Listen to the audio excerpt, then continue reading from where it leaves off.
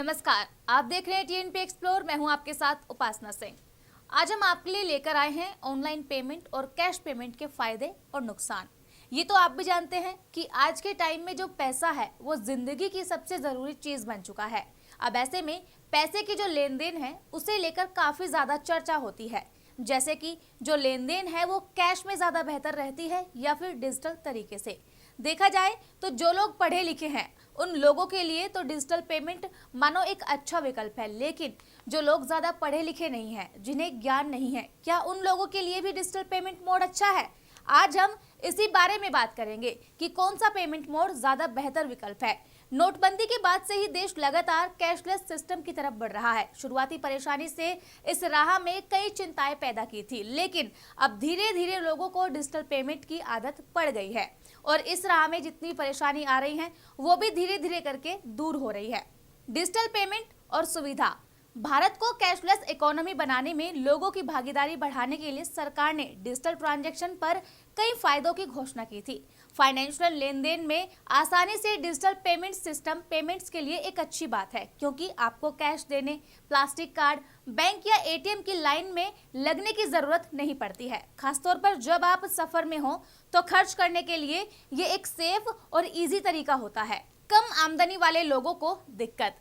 अगर देश में कम आमदनी वाले लोगों को छोड़ दे तो बाकी सबके लिए इसके काफी ज्यादा फायदे हैं। जी हाँ, क्योंकि कम आमदनी वाले लोगों के लिए ये पेमेंट मोड दिक्कत भरा हो सकता है, बाकी पूरे देश के लिए ये एक सिंपल और कंस्ट्रक्टिव तरीका है। डिजिटल पेमेंट सुविधाजनक।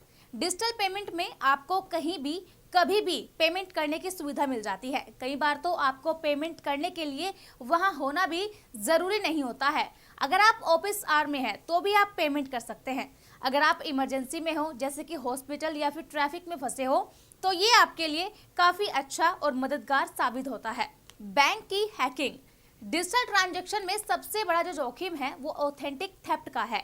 हम डिजिटल ट्रांजैक्शन से इतने रूबरू नहीं हैं, जबकि बहुत ज्यादा पढ़े लिखे लोग और समझदार लोग भी फिशिंग ट्रैप में फंस जाते हैं।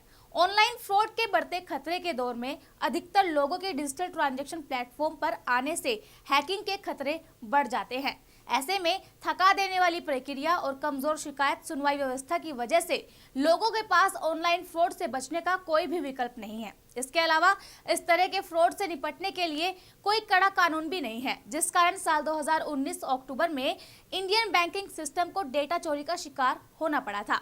ऐसी घटनाएं वित्तीय भूकंप की तरह से साबित हो सकती हैं। सिर्फ डिजिटल ही नहीं बल्कि कैश ट्रांजैक्शन के लिए भी कुछ नियम बनाए गए हैं। अगर तय सीमा से ज्यादा की रकम कैश में दी जाए तो इनकम टैक्स विभाग आपसे सवाल जवाब कर सकता है। जैसे अगर आप बैंक में एफडी में नगद जमा कर रहे हैं तो ये धनराशि 10 लाख रुपए से ज्यादा नहीं होनी चाहिए। अगर रकम तय सीमा से अधिक हुई तो ऐसे में जमा रुपए पर टैक्स भरना होगा। प्रॉपर्टी खरीदने में भी रखें ध्यान। प्रॉपर्टी को खरीदते या बेचते समय इस बात का ध्यान रखें कि जो नगद लेन देन है वो 30 लाख रुपयों से ज्यादा ना हो।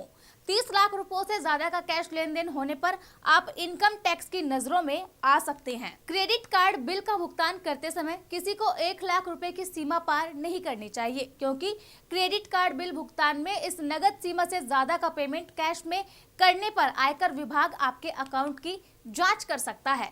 तो आज हमने बात की कि कैसे कैश और ऑनलाइन पेमेंट दोनों आपकी जिंदगी पर असर डालते हैं। कितना सही कितना गलत में आपकी क्या राय है, हमें कमेंट बॉक्स में जरूर बताइएगा। फिलहाल के लिए टीएनपी एक्सप्लोर में इतना ही। नमस्कार। टीएनपी एक्सप्लोर ऐसी ही वीडियोज के लिए चैनल को लाइक करें, शेयर करें, सब्सक्राइब करें और बेल आइकॉन दबाना न भूलें।